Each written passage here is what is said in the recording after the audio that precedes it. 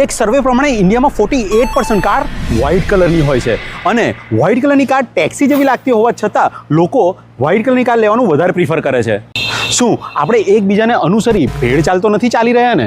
આપણી ઇન્ડિયા જેવી કન્ટ્રીમાં જે 9 મહિના સૂર્ય દેવતા કૃપાયમાન રહે છે અને ડસ્ટ, પોલ્યુશન અને ટ્રાફિક જેવી સમસ્યાઓથી આપણી કારે દરરોજ ઝઝૂમવું પડે છે, ત્યારે વાહનનો કલર પણ મેટર કરતો હોય છે. તો આજે જોઈએ તમારા માટે કયા કલરની કાર બેસ્ટ રહેશે. બ્લેક, બ્લુ, ગ્રે, રેડ જેવા ડાર્ક કલરની કારો લાઇટ કલર કરતાં 20% હીટ વધારે એબ્ઝોર્બ કરે છે અને ડાર્ક કલર પર ધૂળ અને સ્ક્રેચ તરત દેખાઈ આવે છે, જેથી એને મેન્ટેન કરવું થોડું ખર્ચાળ છે. પણ એ વાત પણ સાચી છે કે ડાર્ક કલરની કારોનો રૂતબો જ અલગ હોય છે. એ બધું પ્રીમિયમ, એટ્રેક્ટિવ અને રોયલ લાગે છે, જેના લીધે લોકોનું ધ્યાન ખેંચે છે અને તમને ભીડથી અલગ કરે છે.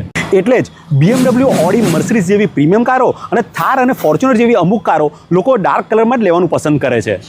બીજી તરફ વ્હાઇટ, સિલ્વર, પર્લ કલર જેવી લાઇટ કલરની કારો હીટને ઓછી એબ્ઝોર્બ કરે છે, જેના લીધે કલર જલ્દી ફેડ નથી થતો અને એની લાઈફ પણ વધારે રહે છે અને તેના પર ધૂળ અને સ્ક્રેચ ઓછા દેખાય છે, જેથી એને મેન્ટેન કરવો બી સહેલો પડે છે.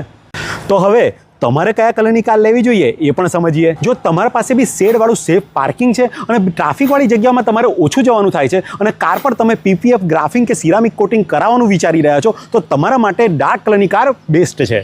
અને જો તમારી પાસે પ્રોપર પાર્કિંગ સ્પેસ નથી અને તમારી કાર રોજ ધૂળ, માટી અને તાપમાં પડી રહેવાની છે અને તમારી ડ્રાઇવિંગ સ્કિલ પણ એવરેજ છે, તો તમારા માટે બેટર છે કે તમે કોઈ પણ લાઇટ કલરની કાર ખરીદો. જો આ વિડીયો તમને ઇન્ફોર્મેટિવ લાગ્યો હોય તો લાઇક કરી દેજો અને આવા વધુ વિડીયો જોવા માટે મને ફોલો કરી દેજો. Good day.